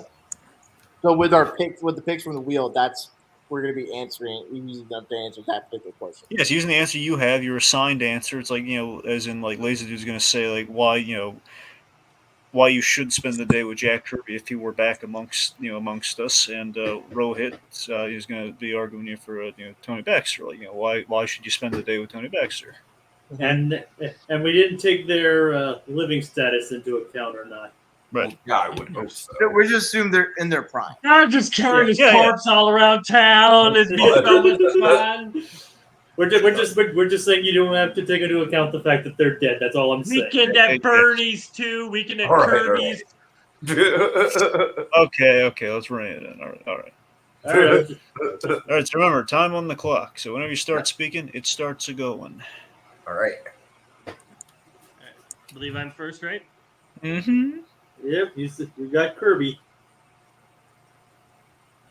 I would love to have an afternoon with Jack Kirby or to spend a day with him because the guy is a legend, a marvel. This is the guy that would make characters just because he thought of stuff that Stan Lee didn't. He thought, hey, Galactus should have a sidekick that finds the planets for him. And so he draws the Silver Surfer, creates a character for fans for days. I would just geek out asking him so many questions about all the stuff. And the guy seemed to be a good grandfatherly type figure that would also be able to answer my questions. It would be so much fun for a comic book nerd. It is a dream come true. Considering this podcast is called So You Want to Be Imagineer, Tony Baxter would be the best person to spend a day with. Go to Walt Disney World and to see all the rides that he had a hand in creating and just talking about the mechanics of it, just the overall creativity of it. You'd be just inspired to just want to be an Imagineer. This is the man who made everyone's childhood dreams, especially the people in this podcast right now, possible. Who wouldn't want to spend the time with the person that made your dreams come true? Okay, but is it really going to be all that fun to talk about rides? Like, and this is the reason I had the ride dip here, and this is the reason it dip. Really, that doesn't seem like it's going to be a fun day where I get to discover the inner workings of why some of the greatest Marvel characters were invented. That's more appealing. Bold thing to say in a podcast called So You Want to Be Imagineer. And first of all, Jack Kirby has an embittered relationship with Stan Lee, and so you would have to suffer with him complaining about Stan Lee and his work getting ripped off to the point in which he made a character called Funky Flashman, which was an intentional dig at Stan Lee. Later in life, All right, I'm going to call this one. Okay, after again, obviously we had a number of good picks here. I think we ended up with two. I'm gonna give Lazerdude the point on this one. Really? Yes, for two reasons. I think Lazerdude's rebuttal was really good, and I think Rohit leaned on the podcast thing too much. Honestly, I think I don't know. Yeah, that's fair. I don't think he had much in his quiver until like the very end. I think he ran out of time at that point. All right. That's my ruling on that. Okay, so we're going to move on to the next question. 3-1. Yeah. The Muppets. Oh yeah, Jacob. Do you know the Muppet question? I believe I don't remember that. Question. All right, so I don't remember the exact wording of the Muppets. I have the exact wording. Okay. All right. That's Dragon's department. Yes. All right. Okay. So, seeing as how one of the next big Disney events after the very well advertised Disney Plus Day. Have you seen that commercial that guy's doing? Disney Plus Day is happening. Oh God. No, I have not. I have not. Oh, really? Yeah. No.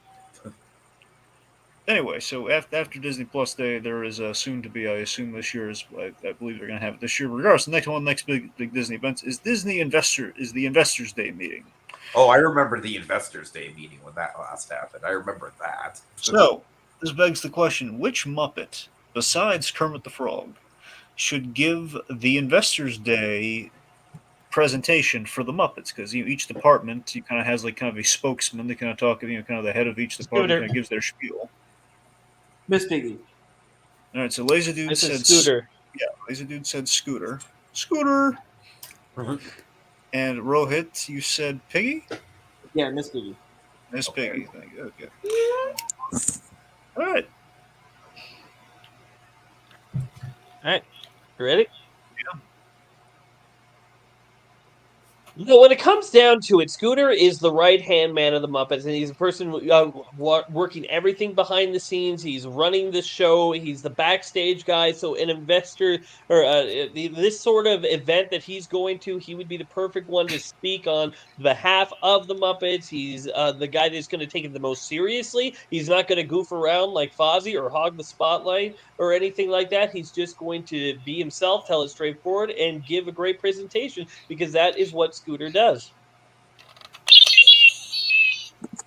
Miss Piggy is an iconoclastic character that can put on an incredible presentation, has great command of the stage, can really rapture an audience through their presence, through their storytelling. And yes, this is an investor's call, but you need someone to have a sense of, wow factor, a little pizzazz. And I think Miss Piggy can do that and honor the spirit of the Muppets through their presentation in the investor's call. With her performance, her fashion, just her overall presence and demeanor can really make her presentation be a notable presentation. Yeah, but let's be honest. Miss Piggy's going to make the whole thing about herself. She's not going to care about what she's actually talking about. She's going to turn it all, and it's going to be all about how she's great. And the actual points that she'll need to make, she'll totally ignore just because she wants to hog the spotlight. That's not the person you want giving a presentation. The problem with Scooter is that he's the complete opposite. He doesn't hug the spotlight. If anything, he's behind the spotlight. You need someone to be able to capture an audience's attention. An investor's call is an opportunity to set your flag and send it a message about the future of the franchise, the future of the property. I know where I'm leaning on this, but Jacob, buddy, I'm going to let you call this. That is an interesting call. I mean, they both picked some very good answers for this. And I think just for the sheer hilarity of it, I'm going to go with Miss Piggy. Yeah, that's All where right. I was leaning. Me too. I was also leaning towards the Miss Piggy. I think you made a really I thought good. it was a really good rebuttal that Scooter would be the opposite of her as far as like he'd be too dry. So I like Lazerdude's introductory points about Scooter, but then I think just Rohith just made the extra point that she put on a good show. Uh-huh. Like I think it would really work better as like a duo, if like two Muppets working off each other to do the introduction. Well, most certainly, yes.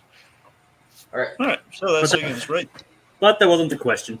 Right now, Rohit's got 2, Lazerdude's got 3, so he's catching up. Woohoo! Look at him go. All right, so I'm not seeing any questions we can use. So we have a stock question. I don't think any of us are equipped to do that. Yeah, sorry, Priest.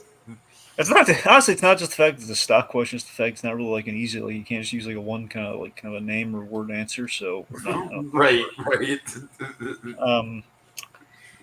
So we're going to we're going to go with a quick draw question. Okay. Ooh, so get okay. ready, gunslingers. Okay, you ready for this? You have to wait to hear both names. Okay, both names. After you hear the second name, then you're going to pick an answer. Is this the twist? Is this the steamy one, Dragon? Well, I don't know if "steamy" is the right word, but it's. Oh, all right. I think if I think so. All right. Okay. In light of all the craziness within streaming this month, Oh yeah, this is it. who do you hire to sue HBO Max? Oh my God. Matt Murdock or She-Hulk? She-Hulk. Matt Murdock. It's funny in light of my profile pic, but Yeah, I was wondering. I mean, I feel like the Man, I correct- thought for a second you were going to say Saul Goodman for some reason. I I was waiting for that. I was like, oh, dang it. Okay. So let's see. So Rohit's got She-Hulk, and then Lazerdude has Matt Murdock. Okay. I'm really surprised Rohit did not go with Matt Murdock. Yeah, me too. Yeah. Oh, Rohit, are Wait, you actually? can you Are repeat you the actually question one more Ryan time? I Johnson? just wanna Wait, get hold it on. right. One at a time. Okay, Tiki, what's your thing? My little gag, Dragon. Thank you. Rohit, are you actually Ryan Johnson? Because you're subverting our expectations. All right. well, I'm drinking some blue milk right now. All right. Not green? Well, depending on who you ask. Everyone's expecting blue. Ryan Johnson gives you green. All right, Lazerdude, are you asking what the question is again? Yeah, I just want to repeat just so I fully understand it. Who Just a do repeat. you hire to sue HBO Max? Okay, got it. All right. So Rohit, when you're ready. She-Hulk would be the best attorney to sue HBO Max because he was already going to win a trial against a white-collar criminal in the first episode of She-Hulk until she had to be She-Hulk to save the lives of jurors. She went to a T14 law school, UCLA. And third, unlike Matt Murdock, she's actually kept her law license in the comics, whereas in several points in the comics, Matt Murdock has been disbarred and has to fight his claw way back to earn his license. You need someone who's solid, who's practical, who has a strategy, and can lead you to victory. You need someone who has their shit together.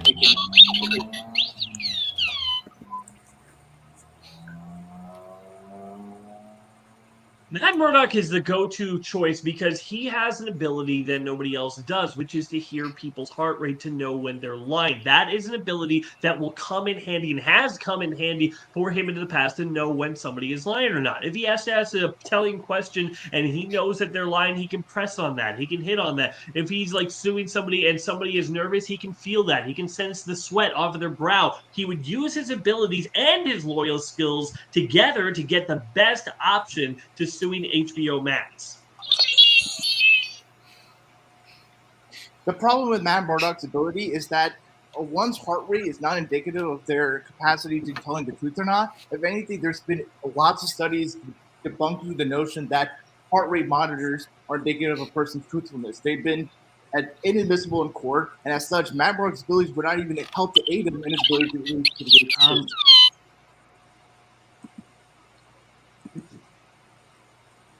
Yeah, but in comics, Matt Murdock has been able to constantly use his ability well and had been using it effectively for years, and it's never been shown in the comics to have been false. Where She-Hulk, she's good, but she's going to be an intimidating presence, and it's going to be a distraction where Matt Murdock being blind isn't really going to play into it all that much. All right. I accidentally started it late, so I'm going to give Rohit 5 more seconds. All right. Okay, Rohit. She-Hulk has consistently kept her law license. She can get her stuff done and litigate the case. Won't have any. All right. Tiki, make the call. Oh boy. Okay. Honestly, I'm gonna go with Lazerdude simply because I feel like Rohit's arguments were a little bit more related to kind of like the plot of what's going down within the She-Hulk show. Whereas I feel like Lazerdude's answer was more focused on the actual like character and power set. So I think I'm gonna give it. Yeah, that's where I'm leaning. I gotta tell you, when I keep thinking of Matt Murdock in court, I keep thinking of that scene from Defenders where he was just amazing in shutting down that one guy he was arguing against. Just Right. a little side notice wanted to make there. Okay. So 4-1. Yes. So, Lazerdude's got I'm 4. sorry, 4-2. 2. 4-2. Yes. My bad. So if Lazerdude gets this next point, he wins. It's all on Rohit if he can pull himself out of the fire on this You one. think you can claw your way up? Got some fight in you, kid? Yes. Yeah. A little fighting, yeah. I like that. All right. You're gonna be like Shadow and dig your way out of the hole. I'm trying to decide which.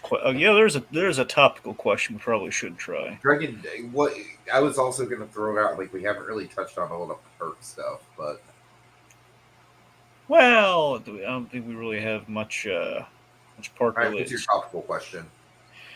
Okay, here we go. In light of the new Pinocchio trailer, Oh God, ooh. which Disney remake, as in a film that has gotten or is soon getting a Disney remake, do you give the Del Toro stop motion treatment to it? And which of these films do you give a stop motion Guillermo del Toro? That's film? a good question. Ooh, I like that. Like we're doing with Pinocchio this year. Like, what do you do? Which one gets it? Okay, so it has to be a movie that hasn't gotten a live action remake yet. That has or is about to. As in that we're has we're gonna remake it again. As in we're gonna remake it again, but ideally better. The remake of a remake of a remake of a remake. Okay. Essentially, yes. Snow White and the Seven Dwarfs. Okay. Okay.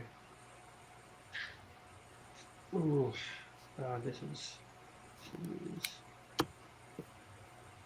Should be easy because now they've made a remake of pretty much everything, but very select few. So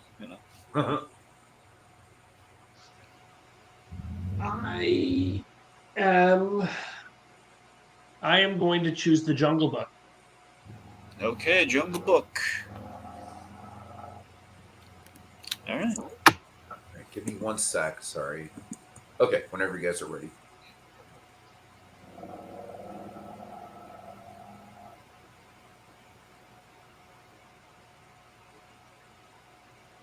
Snow White and the Seven Dwarfs will be the best use of Del Toro's talents because you can imagine the dwarf being well realized. You can see the villain being well recognized through the stop motion process, especially when they're in dragon form, and just the overall atmosphere being very heavily wooded and forest, and just the cool cottage. Del Toro's style and visual flair can make it such beautiful and so evocative and just you to enjoy.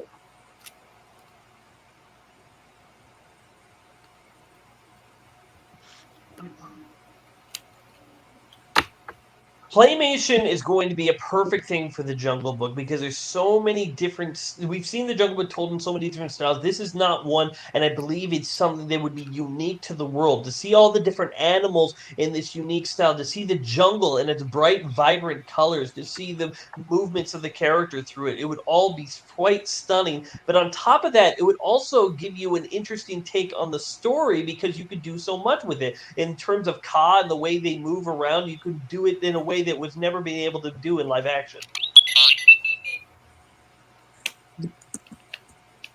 The problem with the Jungle Book is that it's been so done, as Lazerdude highlighted, it's kind of old hat. We've seen the Jungle Book through 2D animation, through CG animation twice with the John Favreau version, and the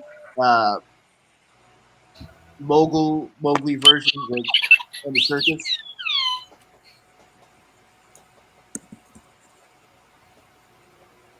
Yeah, like Snow White hasn't been done to death. Just look at Kristen Stewart. But when it comes down to it, what is Snow White in claymation adding? I feel like the Jungle Book adds that those animals and those characters that look different and unique. For Snow White, I feel like it's just a bunch of humans walking around. There's nothing really creative with that.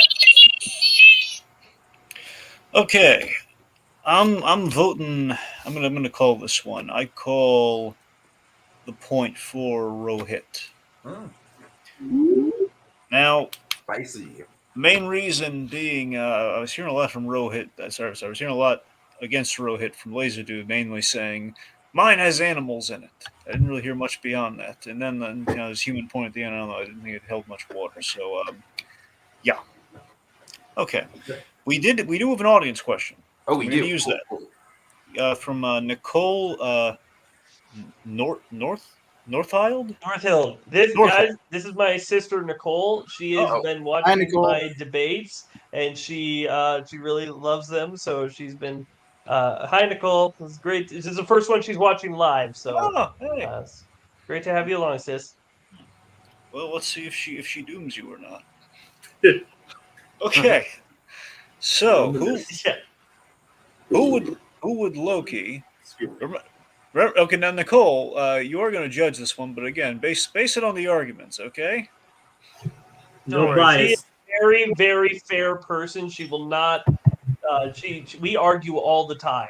Like that's why she likes watching this. So just want to make sure. Not be. Oh, your sister shares my opinion. We should bring her on here and then have you guys go at it. I suggested it. She said she doesn't know enough about pop culture to really do it. I'm like, man. Doctor Who. She's like, I don't remember enough about Doctor Who. Like, I love it. I mean, we can have her as a judge. I'm sure she would love it, although I probably would be best not to be with me on there. I don't know. What if you two were the judges? Well, that's another thing. You could have kind of an old blood panel for Lazerdude. Ooh, yeah, are there any other relatives you'd like to have on Lazerdude? Oh God. Hey, maybe we could put together like a family feud. That'd be fun. Oh, we know Connor's like goes, and Connor like do you remember his triplets or his just twins? Oh my God. Oh, we could be a team. I think Connor is a twin with with an extra brother who's not a twin. I think. I'm not sure. All Right. do you have any siblings? None that can come on the podcast. No. Yeah. Okay. Anywho, so anyway, the question: who would Loki, that trickster god, who would Loki risk everything to go back in time and kill, and make sure they were not born? Like, who would he risk I going assume back? this is sticking to the MCU, right? Yes, this would be an MCU. Yeah, I think that'll be the best to just stick to the. She doesn't know much about comics, so she wouldn't even know how to judge. So I was going to say like Bob Chapek. No. Definitely. No, we don't want the channel to be struck down. 0% Bob Chapek. Like negative 100%. Okay. Bob I tell you, I mean, come on, man. That's not Planet Man's murder during a live podcast. I know. I'm trying to think who stops Loki the most. Like, obviously. Well, who will Loki stop the most? No, I'm trying to think of like who's hindered Loki's plans the most besides Thor, because I don't think anyone. Yeah, which version of Loki are we going with? Are we going with Sacred? Oh, it Timeline? is vague, so it can be any Loki, really. So Yeah. Okay. As long as it's actually Loki. no, not Sylvie. Sylvie doesn't count. Okay. Okay. Let me just think this.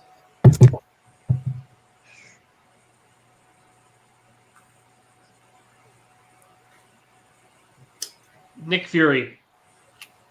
Okay. So Lazerdude has Nick Fury.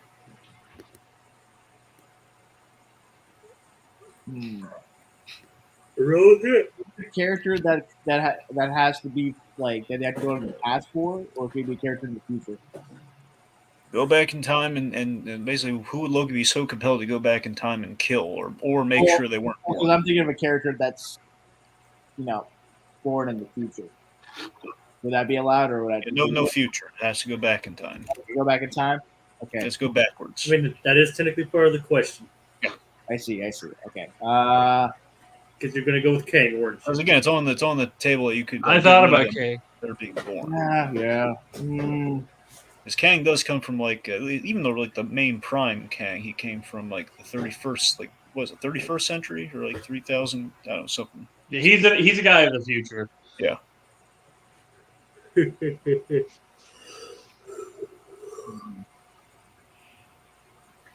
Thanos. All right, Thanos. Thanos. Ooh. Okay. All right. All right, we ready? Yeah, when you start speaking, man. Yeah. Okay. Nick Fury is the one who got the Avengers together. He's the one that foiled Loki's plans from the start. If the Avengers were all split apart, Loki would have had the army of the Chitauri go through the portal and would have taken over, if not just New York, a large part of the continent before any of the Avengers even thought to work together. And it would have been nearly impossible to take it out because at that point, you would have had the Tesseract well guarded. And it's Nick Fury. If he got rid of him, no Avengers.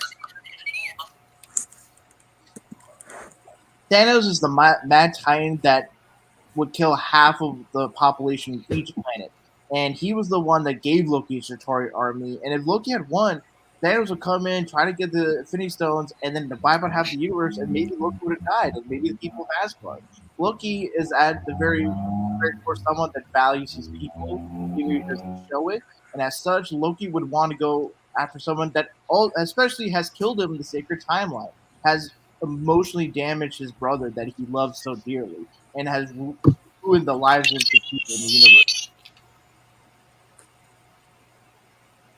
Yeah, but the problem is if you kill Thanos, you don't get the Chitauri army on your side. He has to then start from scratch. He has no army. He would just be an Asgardian in the universe having to start from scratch. With at least Thanos alive and Nick Fury dead, he has the Chitauri army. He can take over Earth. Yeah, but because of Thanos, he was mentally manipulated by the Scepter and his employee. And he was just used as a pawn by Thanos. With Thanos out of the way, Loki could potentially use his own wits and resources to take over the universe, to take over Asgard and Midgard. and not have overseer dictating action in the long term. Okay, so Nicole has abdicated her question to the theme park priest to keep it completely impartial. Now, assuming theme park priest is still with us, which I hope to God he is, otherwise we are sunk right now. Theme park priest, One if of you you're just answered. well, I know it's yeah, we can do that, but it kind of defeats the whole sacrificial thing Nicole's doing for us right now. So, Yeah, well, she's just being fair because she knows she probably wouldn't be unbiased. all right. That's what I tell her. She's a very fair person. So, Love you, sis. theme park priest, I'm hoping you're there, buddy, because Whatever really you guys do, please do not give it to me because I feel like I do not know the MCU minutia enough to call this one. Really? Dragon, I'm sorry. I mean, it's like, yeah, Oh, you were there it's for all of Loki. You're literally caught up for all of this. no, I know, but I'm just saying, like, I don't like the ins and outs of the logic, though. That's what I'm saying. All right. Okay. So, theme park priest, ideally, if you're still here, buddy, who made the better argument? I guess we'll give him about We a have- minute. Is he one of them? What? Maybe if anybody else is listening, you could let them know you're here. That way, if theme park piece isn't here, you could. Okay, we fine. If can, anyone else is here, someone say aye, and you get to call the round. God. Technically, I'm in the. I gotta sign on quickly. I gotta sign on quickly.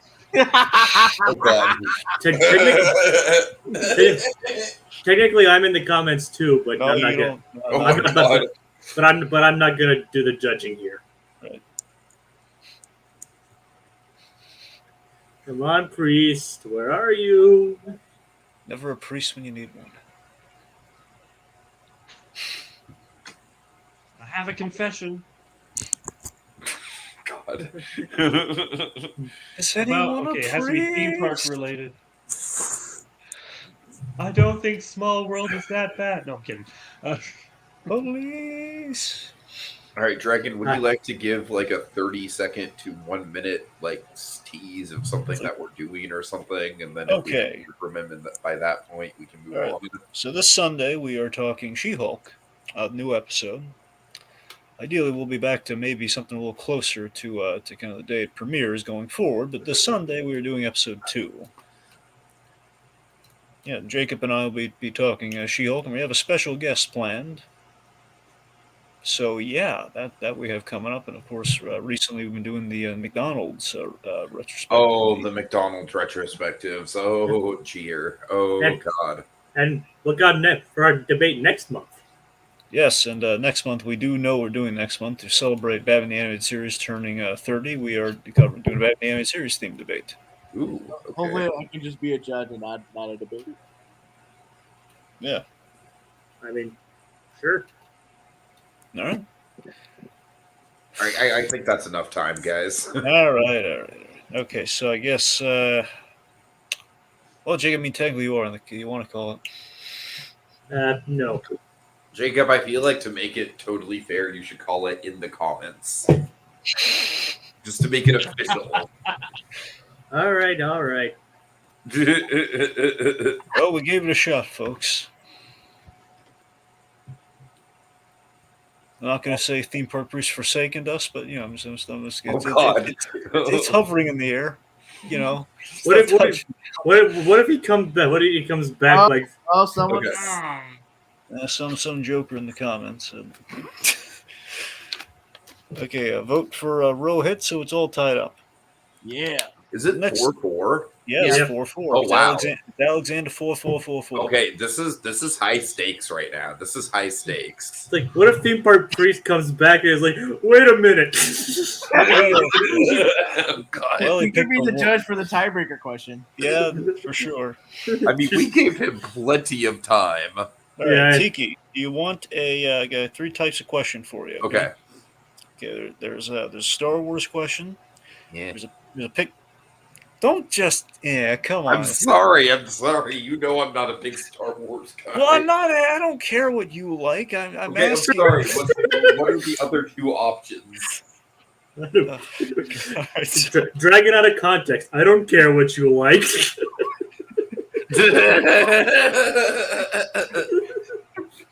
all right, so there's a Star Wars question. Okay, yes, Star Wars. Yes. There's a Pixar question, Okay.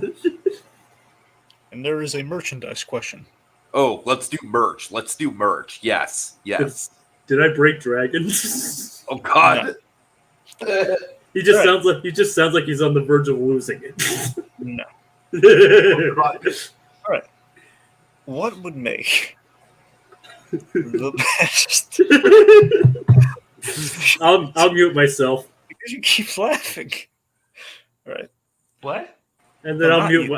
I said I'll mute myself. It's gonna be the longest debate No, ever. I can't hear the question. I know. I'm trying to say the question. Keep getting interrupted. All right. What would make the best exclusive D23 exclusive merchandise? There's exclusive merch all the time, like stuff you can only get at D23. What would your pitch for some exclusive D23 merchandise be this year? Essentially, what would be your dream D23 exclusive merchandise? Exactly. Yes. Okay. Like, what's the thing you want to walk out of D23 with? Like, sounds a brand with a little D23 logo on it, but it's Disney related in some way, shape, or form. Can be anything so long as it's like under the Disney umbrella, but it has to have that little D23 symbol on it somewhere.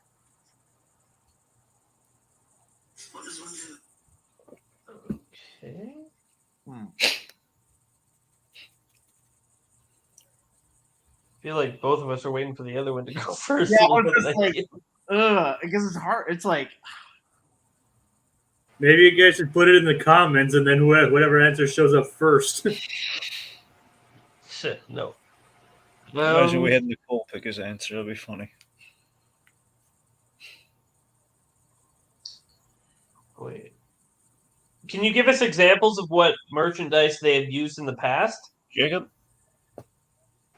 I don't know. I've never been to one of these. Okay, for example, this is a bad example, but I'll give you one. They put out like this amazing Pizza Planet truck that was like the most perfect scale model ever made with Buzz and Woody in the thing and everything. It was only made like one of I believe 1,000 made. So something like that's a high priced example, but again, essentially something like could be umbrellas, could be could be like popcorn tins, could be shirts. Okay. Could be. So it could be big, it could be large. There's different variants of these. Yeah, I mean, I wouldn't say something life size, but sure. As long as it's merchandise from D23. Yeah, exactly.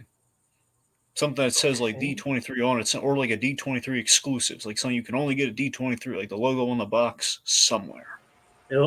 Basically, imagine like a limited item that she's like, "Oh, I must have that." Exactly. It's like I want you to get it at D23. What's the most like wallet burning sensation you're going to get over an item at D23? It's like, oh man, my back pocket's burning. I have to buy something. Okay. It's so beautiful. I must have it. Okay, would you guys rather do the Pixar question? Because I feel like both people are struggling with it, and I'm fine with the Pixar. All right, maybe we should switch to Pixar question. Yeah, sorry. I just like I've never really even been to a It's all good. Comic-Con, so I'm like, I'm just thinking. For me, it's just hard to think of anything that's like super exciting to have. That you usually wouldn't get like eBay or just any like. All right, Dragon. What is the Pixar question? What Pixar short could have made it as a feature? Ooh, that's a good I don't remember. I don't think I know all the Pixar shorts at the top of my head. Do you know any of the Pixar shorts? Now, you're also allowed to use the Spark shorts. Yes, all the Pixar shorts are on the table. Which one could have made it as a feature? Oh, I see. And as long as they're not already tied to a feature. Yeah, as long as it's not like something like the Mater's Ghost Slider. Mike's new car. Or that. Like Yeah, Mike's exactly. new car Can't be in the totally made universe. a movie, man. That could have totally. It would have been like My Dinner with Andre. Dude, where's Mike's new car? Okay, dude, seriously, a My Dinner with Andre in the Monsters Inc. universe would be amazing, and you fucking know it. Well, yeah. All right, anyways. This is a good one. I Literally was just thinking- John Goodman and Billy Crystal having a conversation. Well, of course, yeah. Be a 2-hour drama. Oh God. I just want to check the. They don't even call each other Mike and Sully. They just call each other John and Billy. Okay, now what We're is it? using the character models, but All right, I got my pick. Okay. Sanjay's Super Team. All right. Mhm. I'm going to choose Lou. Ah, Ooh, All right. that's a good one. Okay, Dragon, those are the both are ones. good actually. These were literally the ones Jacob and I were talking about when we were talking about this question. By the way. Exactly. That's really funny. You guys are literally arguing our perspectives right now. My This is a pick heady- probably would have been La Luna.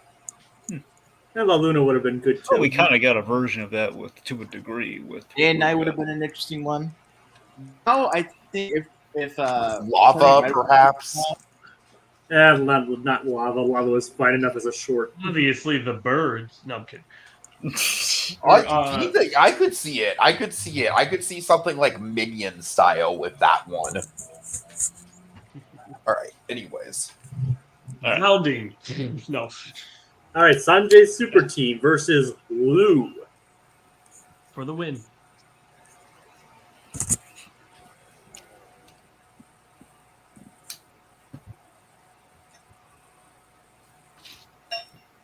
Whoever's ready to go When first. you're ready, Rohit. Sunday Super Team would be an excellent short to be adapted into a film. It would have elements of The Incredibles and introduce American audiences and just people around the world into the intricacies and depth of Hindu, mythology and the religion.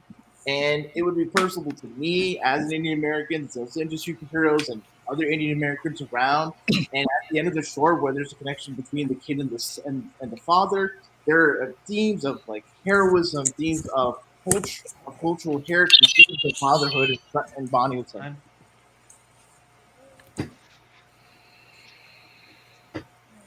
Lou is a story about a bully who is taking things, and now all of a sudden he's coming into contact with this magical lost and found box that makes him return things. Can you just imagine this kid who's had a hard life, and now he's come in contact with this magical lost and found box, and he starts to give, and he starts to enjoy life. He starts to stop being a bully, but the more he gives of his friend, who is the lost and found box, the more he realizes that his friend is going away. So he slowly has to try to accept his friend's death while he is still being not selfish.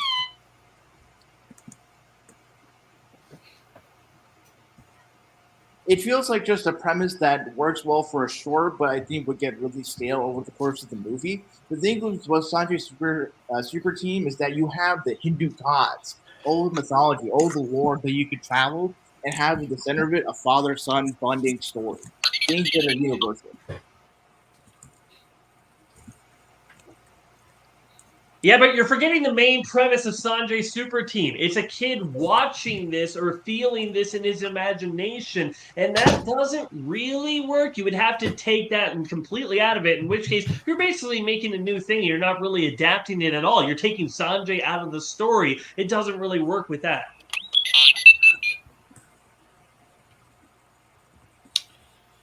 Okay. All right. All right. So we've reached the end of the round, and it's time to judge it for all the marbles. Now, I'm going to ask Jacob's opinion on this. Dragon, can I pose something? What would you like to pose, Tiki? I think that since this question is so high stakes, I think that all three judges should weigh in on this one. All right, fine. Yeah. Okay. Maybe we should do that. Maybe we could do that for all future tiebreakers. Well, that might be an idea. I think that's good. I think it's good. It's cool. All right. So, Jacob, where are you leaning? I am leaning towards Rohit. Okay. All right. So, that's one for Rohit. All right.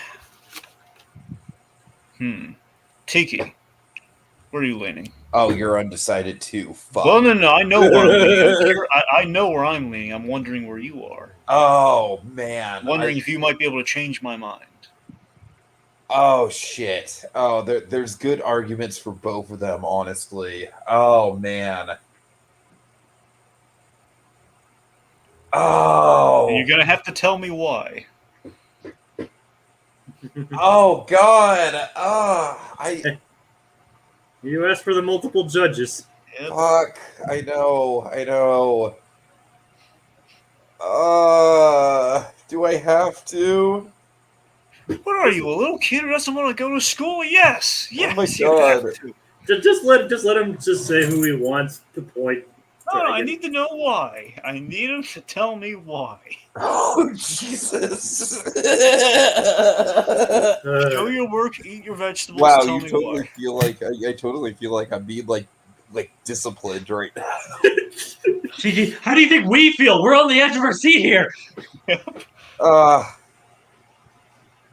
Oh God, Lazerdude, I'm sorry. I'm sorry. I'm sorry, Rohit. It was really well fought. Honestly, it comes down to the argument that Lazerdude brought. Like, honestly, I was for Rohit right until the end. Right until the end.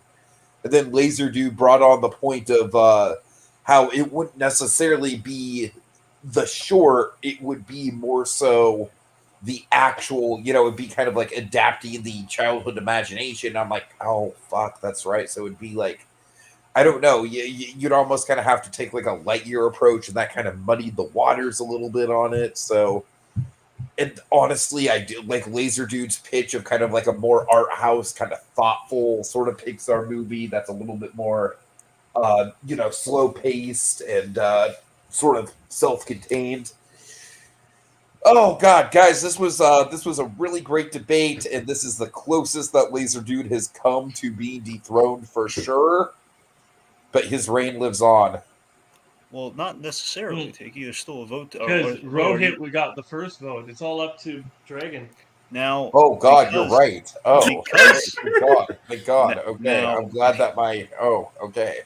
Yes, it's called math, Tiki. Yes. So, for the magnitude of this, I'm going to dovetail back for a second to keep our guys sweating just for a moment longer. Theme park priest, you call it. Jacob, tell me why you ruled the way you did. Now you want me to explain it. I would like you to, please. Yes. Okay. I just honestly think that Rohit brought a stronger argument to the table. I believe that he actually talked about like this his personal. I really liked his personal relation to the stories, like the Indian American angle of it all being. That was a really strong point. Yeah, being appealed to superheroes and I think that and I don't and also the fact that I don't necessarily agree with Lazerdude's point is like you could theoretically change like the basis of it and of like the Hindu of the child's imagination and still have it be recognizable as Sanjay's super team. So it's like I'm still siding with Rohit on this. Okay. Well, I'll tell you, this is difficult. But based on the arguments, I think by a very narrow margin. Oh man. Based on the argument, based on the kind of the fact I heard argued that it sounds like there's more real estate to explore with. I think, believe me, I'm a little surprised by this myself. It sounds like there's more real estate to explore with Sanjay's super team, so I'm going to give it to Rohit. All right. All right. The Ken Jennings of Disney debates has been dethroned. Yep. How does it feel, Lazerdude? Good game. Good game. I'm slow clapping you, Rohit. Good game. So right now, the Cole wants my blood. I know that much right now. Oh man!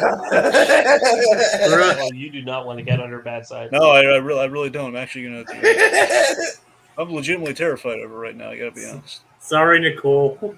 Yep, sorry.